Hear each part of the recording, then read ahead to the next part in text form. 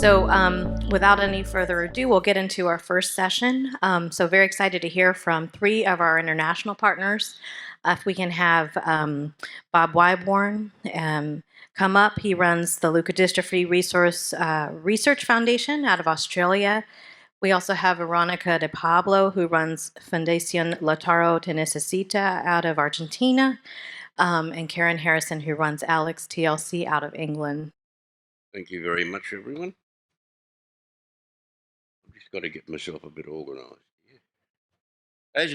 As mentioned in a prior talk, I had promised my son Brendan, as he was dying, that I would address the almost total lack of concern, care, and support that we were getting for families as their children were dying. Two of the immediately addressed issues were the fact that there was no paediatric palliative care unit, and ALD was not being tested on the Guthrie heel prick test. Australia has a free health system. However, it's a little bit like Animal Farm. Some of the states are more freer than others. And we have the federal-state issue. Our health system is set up where the federal government gives the state government money and the state government gives the cities and capitals money. So it's one of those processes. We did get, a little while ago in 2020, I was involved with getting a policy done for newborn screening. And there's a link there that shows, the 70-odd pages of what is involved. So in 2014, the first Queensland palliative care ward was opened in the new Queensland Hospital. This year, 2003, ALD was added to the list of diseases tested in Australia. Each state then, a bit like yourselves, each state then has to pass it on or obtain that funding from the federal government. Newborn blood spot screening programs are delivered by the states and the territories, and they operate independently of each other, which is, I think, if you could imagine, has got a lot of ups and lots of downs. You move state, you've now got yourself a new health system. Approximately 99% of all babies born in Australia participate in the newborn screening program. So it's about 300,000 a year.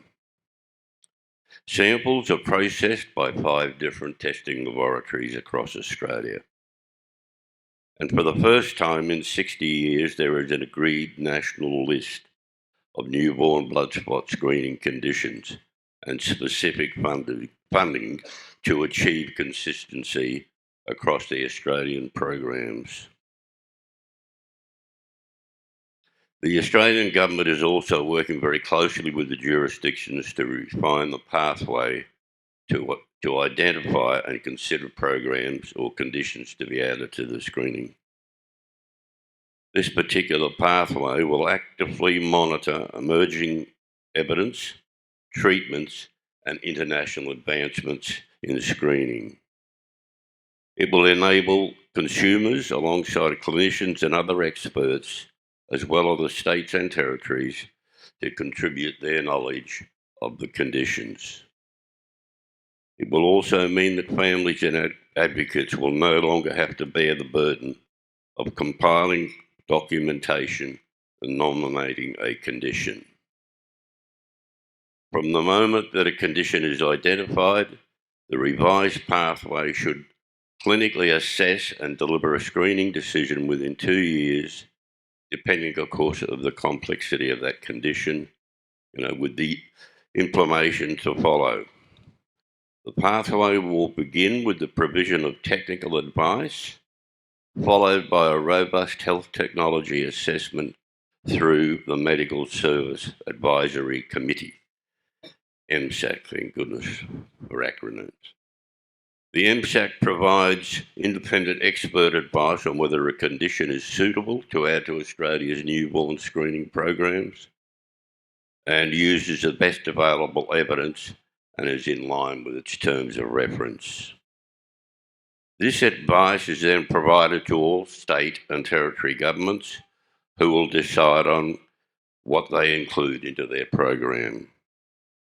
The decision is formed by MSAC's advice and it's underpinned by the Newborn Blood Spot Screening National Policy Program framework. This advice is then provided to all the state and the territory governments who will decide on including it in that condition into their newborn screening program. This decision is informed by MSAC's advice and it's underpinned by the Newborn Blood Spot Screening National Policy Framework.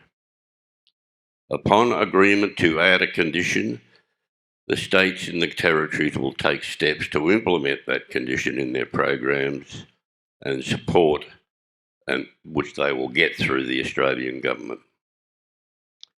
Direct funding of $25.3 million has been provided to 6 states and 2 territories under the Federation Funding Agreement.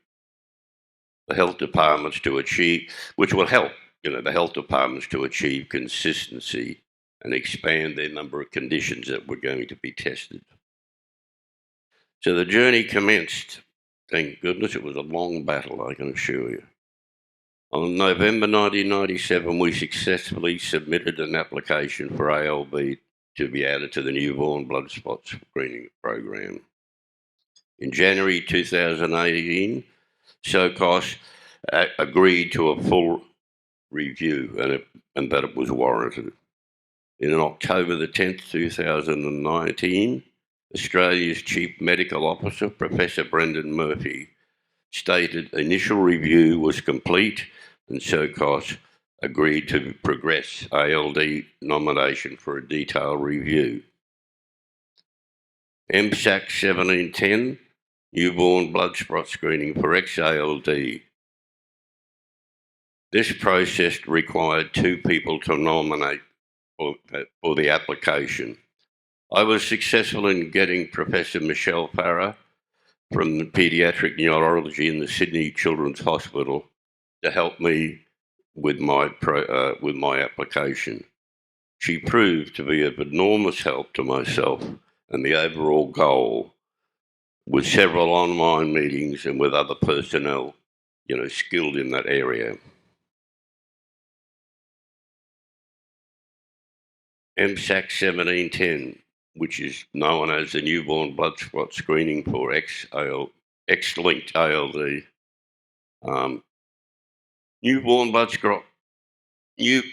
Basically, all of this is known to all of us, but newborn blood spot screening aims to identify babies at risk of developing certain rare conditions and metabolic disorders, where early intervention can improve their health outcome. You can find a lot more information on that link that I've put there. XALD is, I don't think I need to really go through this. This is an explanation of what XALD is, which I'm sure we all know very well.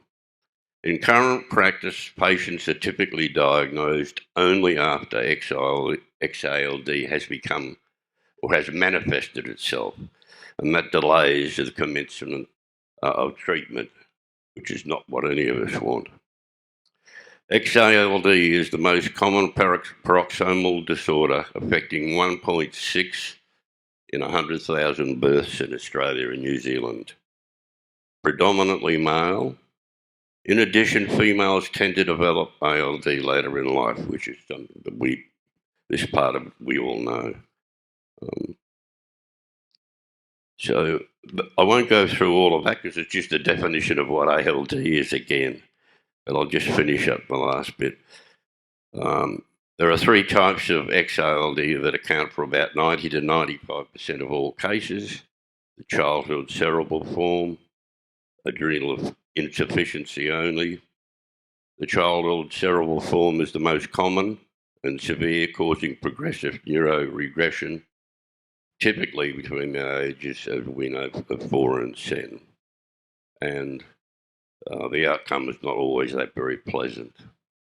The current task that faces me now is to ensure that every state adds it to their screening list. So this requires me to contact every state health minister and all of their decision makers to be convinced of the obvious saving of newborn screening.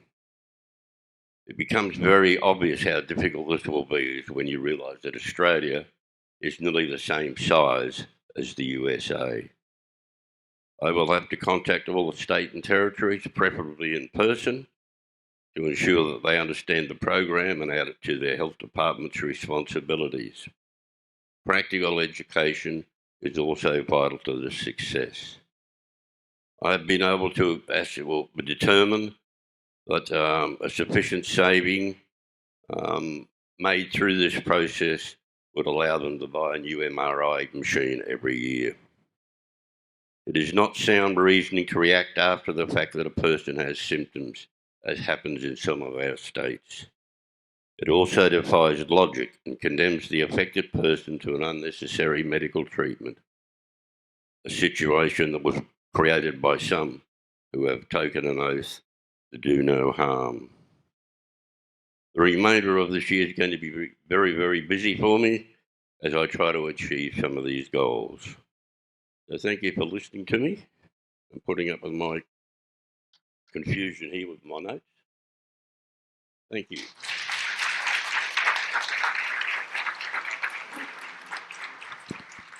Thanks, Bob. And what we're going to do is actually hear from each panelist, and then we'll take questions at the end. Okay.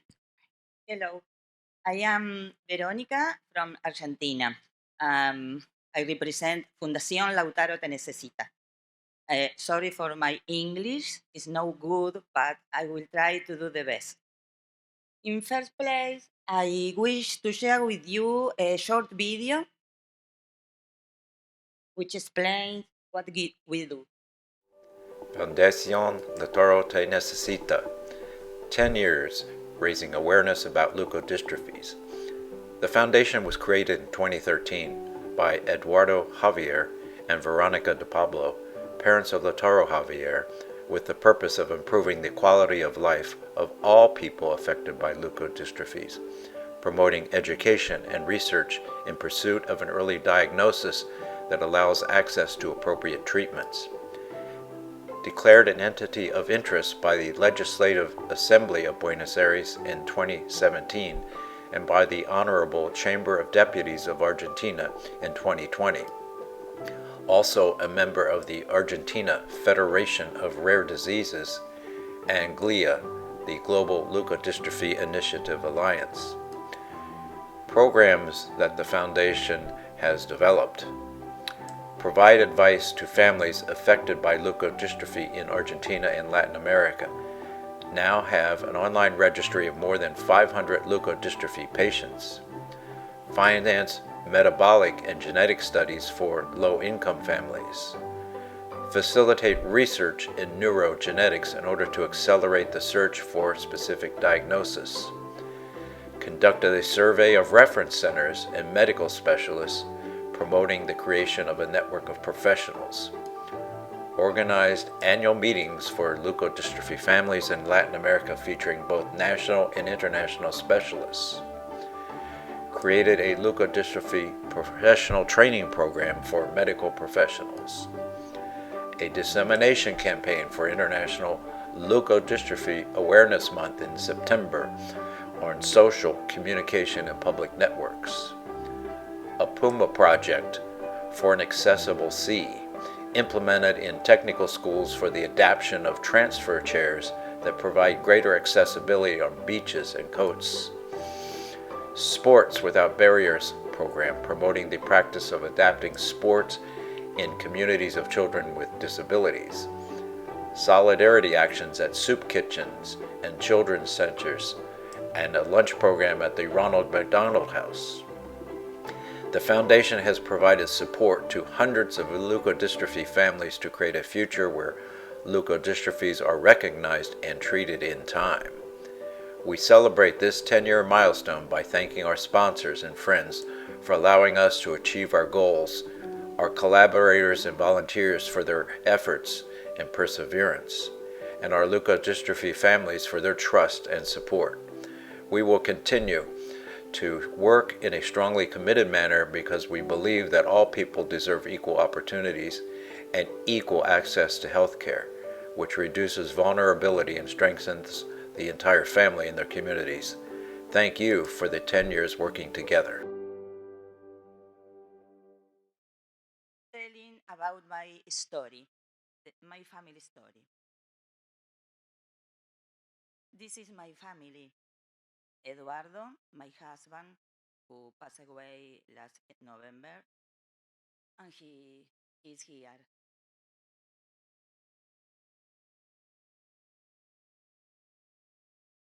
My daughter, Guadalupe, my son, Nazareno, and my other son, Lautaro. When Lauti was 10 years old, he began to develop some rare symptoms at school.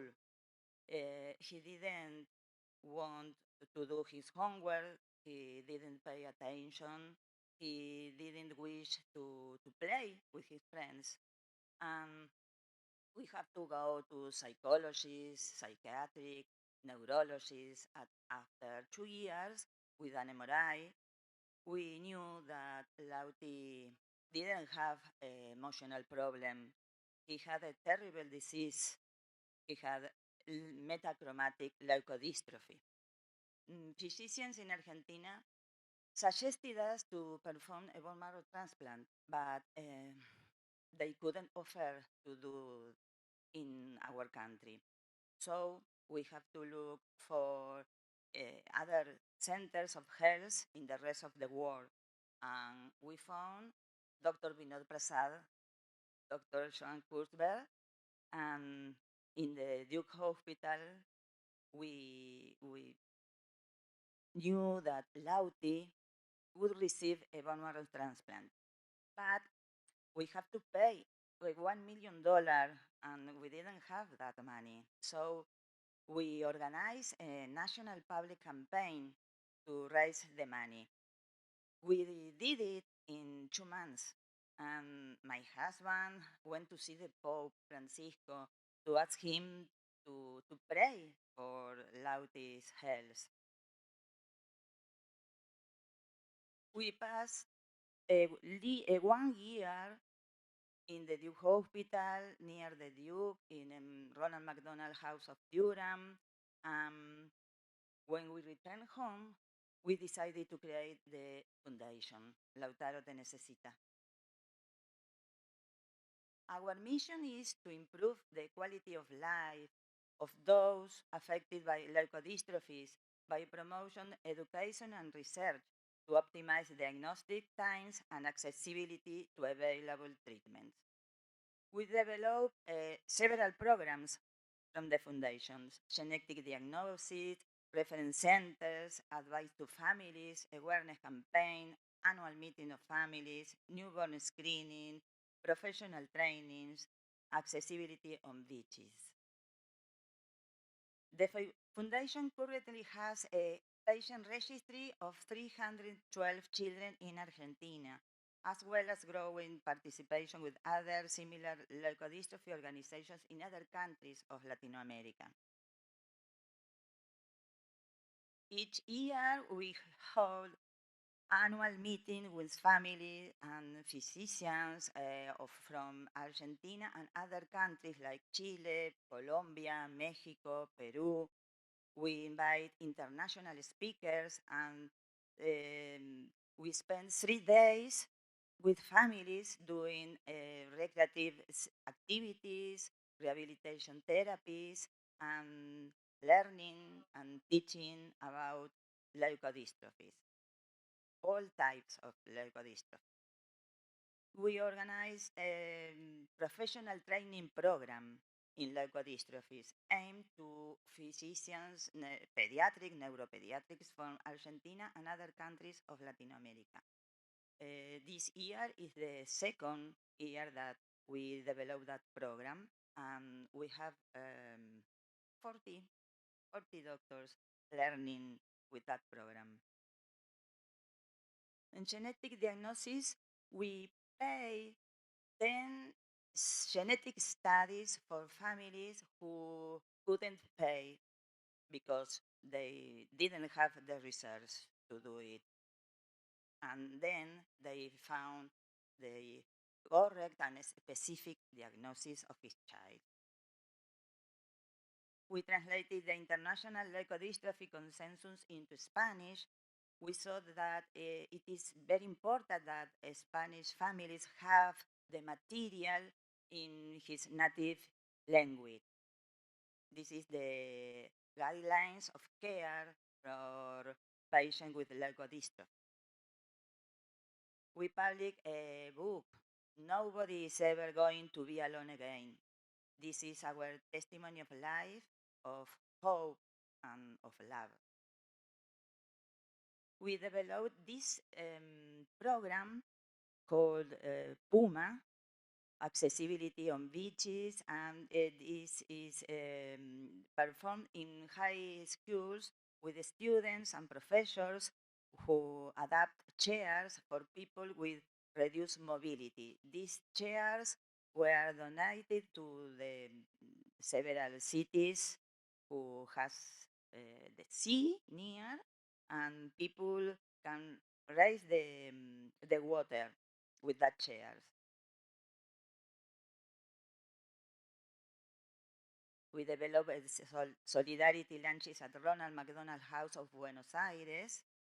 We learned to do it here in your country. On September, the International Month of Leukodystrophies, we organized a awareness campaign, for example, Light is Blue, where several public buildings turns light in blue. We develop awareness campaign in public space too. We advocacy to change transportation law to provide adequate transportation for people with reduced mobility. And since March 2018, we have started working in order to incorporate the testing of ALD in newborn screening. It is a hard work, but we don't give up. And the community call with ALD Connect is our program since 2021. In alliance with ALD Connect, we began to moderate community call in Spanish with Jean Capello, my co-keeper. It is a wonderful experience that brings us closer as patient organization and closer to families and patients. This is our community patient from Argentina. And everything is for you, Lautaro, our inspiration.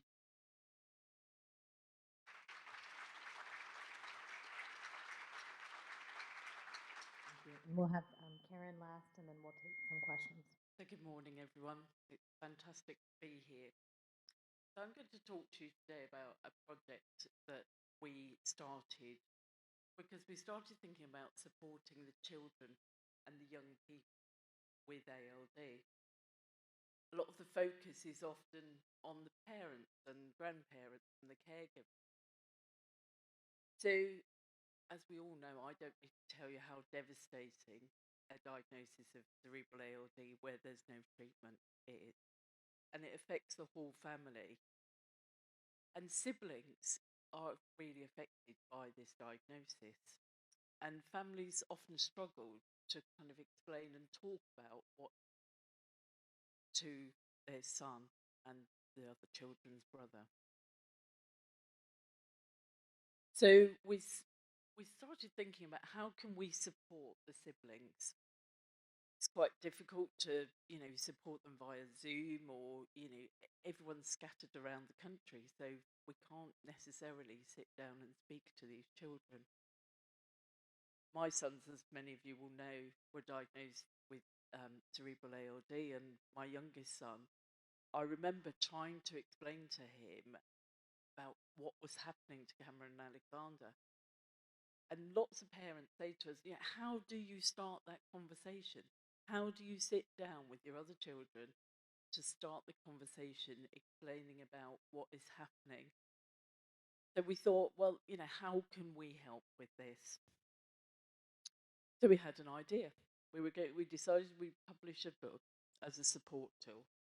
Everyone likes to have a book. It's a good time to share with the family. You can, it encourages you to sit down together. We used our personal experience. So Sarah Hunt, as you all know, who's one of my colleagues and started Alex Leukodystrophy charity. So we have that experience, but we have a wealth of experience in our community. So we decided that it needed to be quite a simple book and it needed to be engaging for the children. So in preparation, we formed a steering group. So we invited older siblings, so siblings who'd been through this journey, so that we could understand from them, rather than what we thought the children needed to know, what they actually thought. Obviously, parents were involved.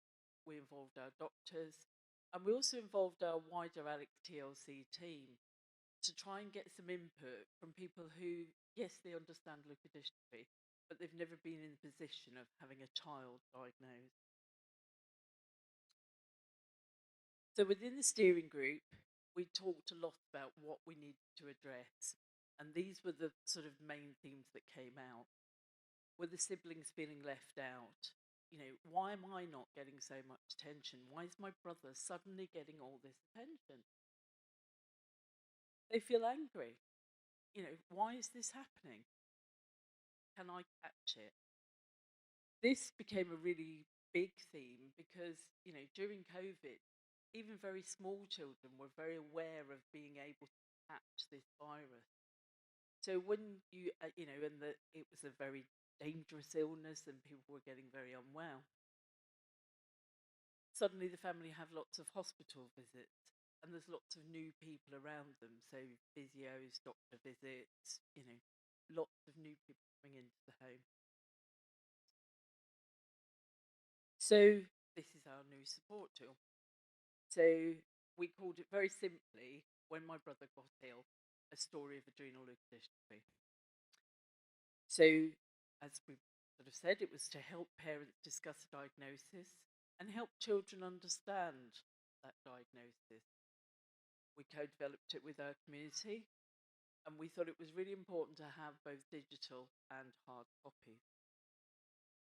So as you can see on the front cover, this is our family. So Mum, Dad, Alex, Jake, and Tia. Alex doesn't have leukodystrophy in this book, and it's Jake who has leukodystrophy, and Tia's the crazy little sister.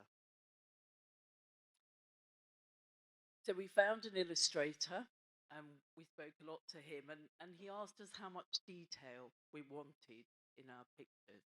It might seem a really simple thing, but actually, we thought, well, how much detail do we need? So we decided to go for the sort of the picture on the right with more detail, thinking that actually when you're reading this book with a young child, it would be helpful to have other things to do with the book. So, how many animals can you spot? So to keep it engaging with them. We also put an advisory for parents, just explaining that this is about a family who've had a diagnosis where there is no treatment and that it follows their kind of initial journey. And we also introduce the charity so that people know that we're out there and that we can support. So we start with the visit to the doctor. So this is a visit to the family doctor, where the family have started to notice some worrying symptoms. So they go to visit to find out what's wrong. They're hoping that everything will be fine. Now, how we actually split up the text was that we did a short sort of rhyme sort of paragraph for younger children, and then we expanded more in the larger text, so that we're hopefully the book will work for sort of young children and older children. So as you can see here, Alex is looking quite worried about his brother, as are mum and dad. So the family doctor has said that he needs to go to hospital. So now the family have got an appointment and the hospital is tomorrow. So mum and dad, like we all try to do, trying to keep things normal, they go off to the park. So I'm not sharing all the pages of the book, but at the beginning of the book, it shows that Alex and Jake love playing together. So Alex is really excited that he's going to the park. But then he notices that Jake can't play football as well as he used to. So he keeps missing the ball on almost every kick. So Alex can't help but worry. What's happening with his brother? Is he sick? So further on in the book, we explore feeling angry. So Alex wants to play. He wants to go and have a game of cricket in the garden. Very British, cricket in the garden. And Jake says, I can't, because Jake is starting to realise that there are lots of things that he can no longer do. And Alex gets really angry and shouts, why won't you play with me? So instead of cricket in the garden, they go on a picnic and we explain about the lovely chocolate cake and things. But actually, Alex is a bit cross because he says, well, Jake can go on a picnic, but he doesn't want to play cricket with me. Why doesn't he want to play? And then he notices that whilst Jake is trying to pour his orange juice into his cup, that it spills and goes everywhere. So the boys' friends come round, Sabash and Archie, and they're acting quite nervously because obviously they can see that Jake is perhaps not as he used to be. So he's not able to play video games so well, and they're worried that they might be able to catch it. And this makes Alex wonder whether he might be able to catch it as well. Then we go on to talking about helping. So there's another page in the book where Alex is very cross because he's having to do some chores and, he's having to do them. Well, why isn't Alex having to do them? Jake is getting to sit on the sofa, and Alex is having to tidy up his bedroom. So then we're kind of trying to bring it round now to be a bit more positive. So you can see in the background that there's a nurse visiting Jake. And so Mum, Thea and Alex are making a cup of tea, again, very British, and lots of biscuits. So towards the end of the book, we try to bring it round to sort of the positive things that you can all do. We then talk very simply about some of the symptoms of ALD. So eyesight, hearing, eating, speech, bowel and bladder, balance, being able to walk. Just because we thought actually we need to talk about what you're actually seeing and what siblings are seeing. We've already had some fantastic feedback. This is just a sample section of a couple of questions that we asked, which was, did the reader feel less alone in their situation after reading the book? And there was a scale of answers from, not at all to very much. And the answer was a resounding very much. Was the reader able to relate to their own situation to that of the family in the book? And again, it's very much. And I'd like to show a couple of quotes.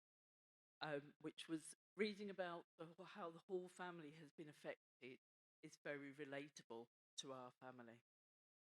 And it was good to have it explained in a format which was more accessible to younger children.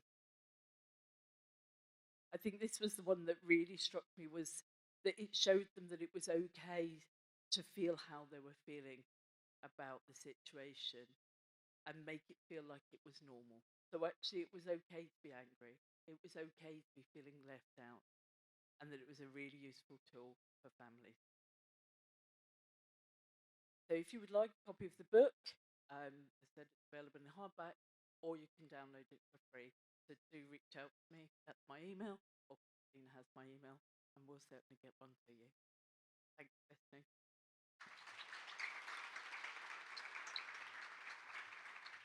Thanks very much, Karen. This is what a beautiful publication, and seems like it's something that so many of us would benefit from having, even from the clinician perspective, to be able to offer. And thanks each of you for sharing your stories. And I mean, the work that you're doing is amazing and inspiring. And I'm taking notes.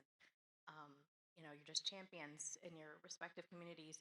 So we'll just take questions. I think Kelly and I are standing by. First, I wanted to thank each of you for coming from such long distances to be here. It's not often that we get to throw a birthday party and have our friends from across the globe join us. So I'm so grateful you could be here. Karen, in your last slide, you noted that they could reach out to you for a copy. I didn't bring them, especially planned, but I have them. So I have physical copies in the United States that will be quick and not cost anything for them to send to you. So if you want to email ALD Connect first before you reach out to, or you reach out to them for a hard copy, I'm happy to send it to you from the stateside. And I just have to put in a plug. It's such a wonderful book, and it's so artful the way that you put it. It's adaptable to read for multiple ages of children and how deep they want to engage with it. So I just think you guys did such a fabulous job.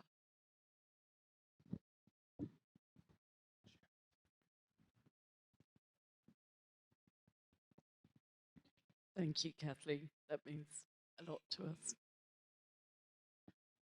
Here, Patty Musolino. Thank you for not just being here, but being where you are. So we really need people like you. Everybody needs people like you. And I think any of your children that inspire you to do what you're doing. It is this transforming suffering to make something that causes change. And I have, for the book, could we translate it into other languages? Is this part of the plan? So that's my question for the book, and I have a question for it. Yes, absolutely. So if there's anyone who, is a fluent speaker of a your right. different language, then absolutely, yeah. Yes, There that you would go. be fantastic. Collaboration right here. Just happened. ALD Connect. There you go. So the other thing is mobilizing. It's difficult to grasp the scale of what you guys are doing. From trying to get a healthcare system to incorporate, because it can deal with it, the diagnosis of ALD early on, like the years you're putting into working on getting Australia, a developed country, to be able to screen these kids and support these families as a whole. It's humbling, and it's a mountain, and there are people in the room here that have done the work in their states, can attest to that. So thank you for keep going. And you did not mention all the palliative care and work that your foundation has been doing for years and years, and it's incredible.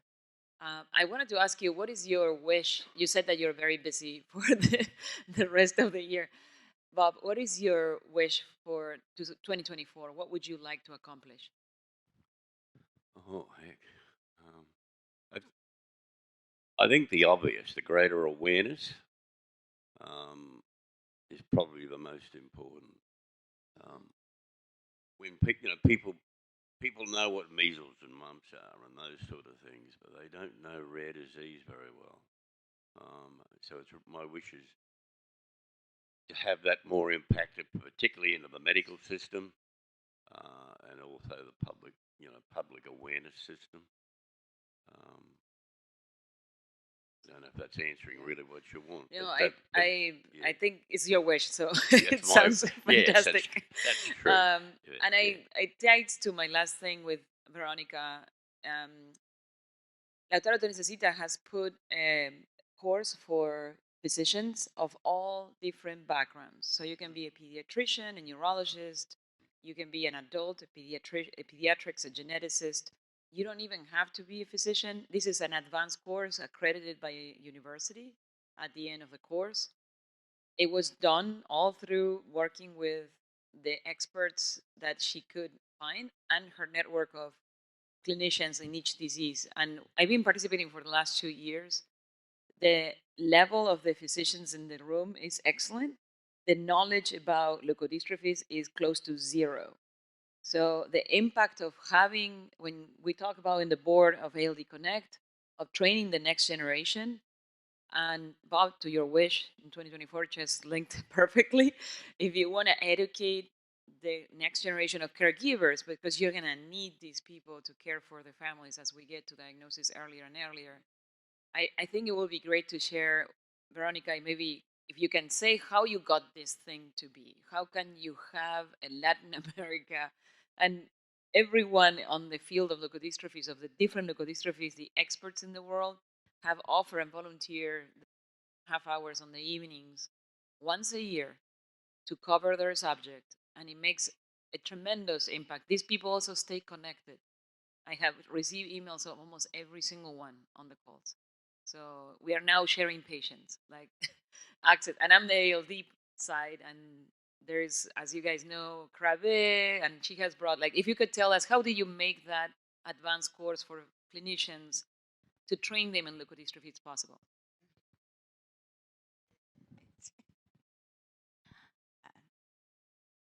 I need help. So she said she realized that doctors and physicians in Argentina didn't know too much about ALD or any leukodystrophy, so they needed a course for them specifically.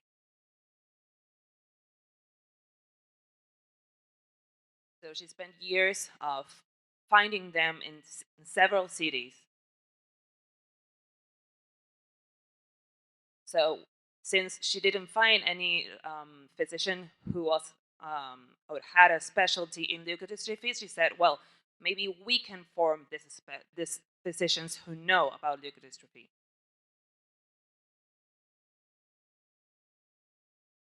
So she asked the physicians that worked with her in the foundation, and they said yes.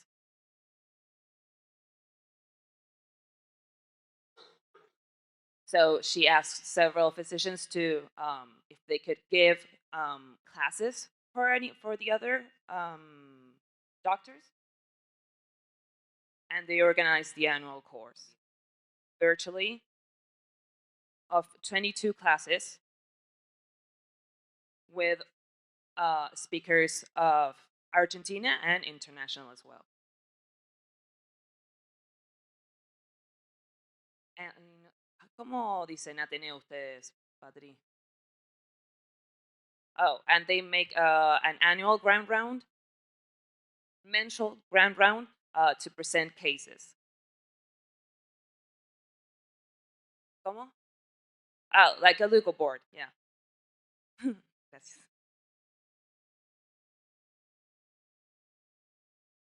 Oh, and that way they make like connections and networks.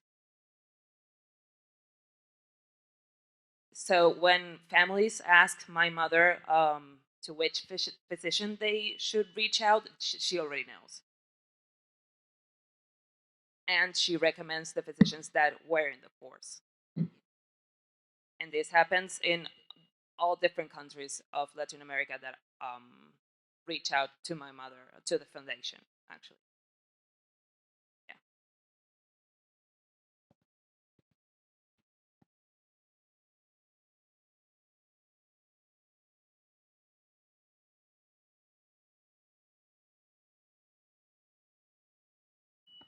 Oh, here we go. Thank you all so much.